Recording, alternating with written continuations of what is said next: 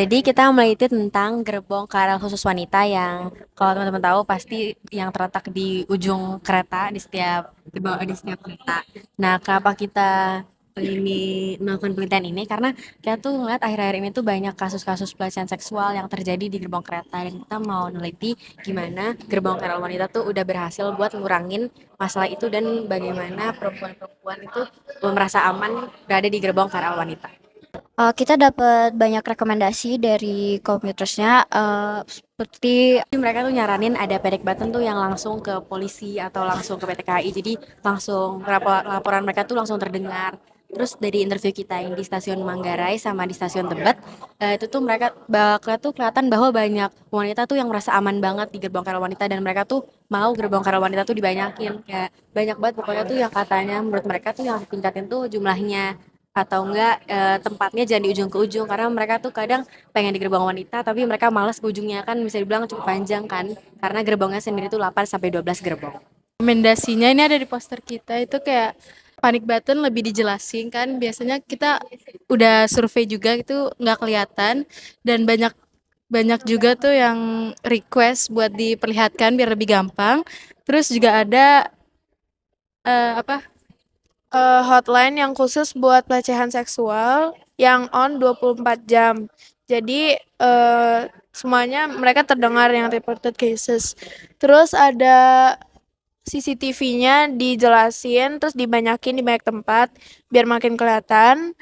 Penalti buat orang yang melakukan pelecehan seksual itu lebih diberatin karena sekarang itu mereka nggak diberatin. Terus Juga kayak kalau kayak yang buat di masa depannya nggak harus sekarang kayak ditambahin gerbong karena kan sekarang sempit-sempitan banget jadi orang juga banyak yang takut pelecehan gitu.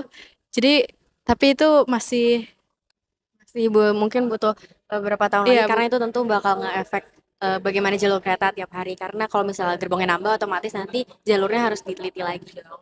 Terus yang kita juga lakuin di live situations adalah kita bikin Instagram account untuk tentang awareness kesehatan wanita di KRL wanita. Jadi menurut kita public awareness ini harus diterapkan secara berkelanjutan. Jadi orang-orang tuh makin tahu dan orang-orang tuh makin berani buat laporin mereka atau kejadian yang mereka lihat di KRL. Kita sebenarnya awal pertama kali ide kita tuh dari ada guru kita yang bilang kalau dia nggak setuju sama adanya keberadaan KRL wanita. Tapi kita juga termotivasi karena ada beberapa kasus pelecehan seksual yang udah trending banget, yang ada di sosial media di IG, di TikTok, di Twitter, dan itu melihatkan kalau orang-orang tuh peduli sebenarnya tentang keselamatan wanita di KRL wanita. Jadi dengan penelitian kita berharap orang-orang lebih aware dengan KRL wanita itu sendiri. KAI bisa nerima rekomendasi kita. Terus orang-orang juga jadi lebih tahu tentang masalah pelecehan seksual di KRL. Kita juga harap pelecehan seksual cases itu berkurang eh, dari rekomendasi kita yang Ya, diterima. karena menurut dia tuh angka pelecehan seksual di kereta tuh sangat mengkhawatirkan. Kayak di 2022 aja tuh udah 70 kasus dan itu tuh yang terlaporkan. Banyak wanita tuh yang masih belum berani untuk melaporkan kejadian-kejadian yang mereka lihat atau alami.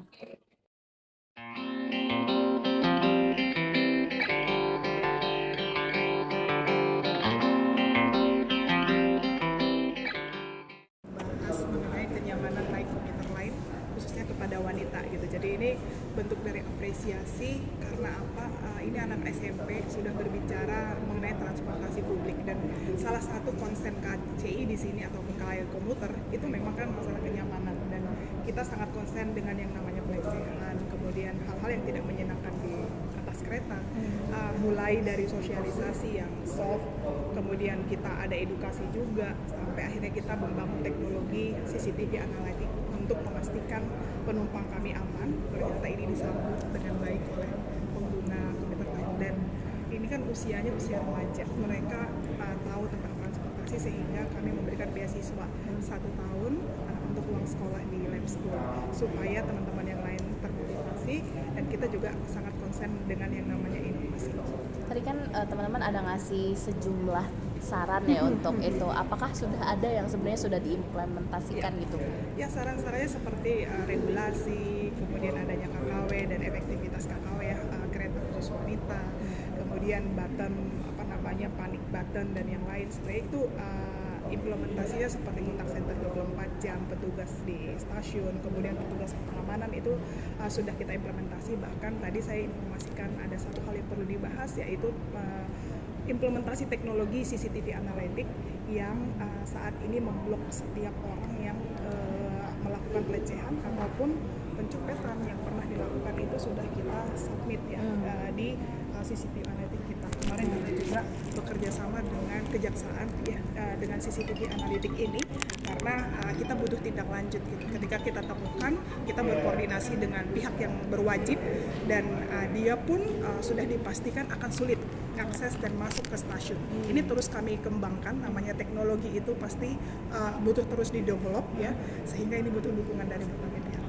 Kalau saat ini kereta KKW itu masih beroperasi nggak sih, Bu An? Yes, di Jabodetabek untuk kereta di depan dan di belakang ini juga masih kita berlakukan. Ini akan terus dievaluasi ya. Kalau di luar negeri kemarin kita melihat seperti Jepang, dia membuat kereta khusus wanita itu hanya di jam-jam sibuk, sehingga di jam yang tidak sibuk justru itu dibuat menjadi salah satu kereta sebagai wisata karena bisa melihat langsung ya masinis bekerja gitu. Jadi ini kan benchmark yang kita lakukan di berbagai operator dan masukan-masukan dari sekolah tentunya seperti tadi yang disampaikan oleh adik-adik yang sangat bagus sekali memberikan penghargaan. Infonya anak-anak ini nggak bukan saya tidak bekerja sama dari awal sama KCI ya, berarti mereka sendiri ya Bu ya? Yes, mereka independen menggali sendiri dan mencari informasi sendiri. Ini yang kita senang. Jadi sebenarnya apa yang mereka tangkap di luar sehingga itu dibuat analisisnya dan direkomendasikan ada beberapa alternatif. Nah,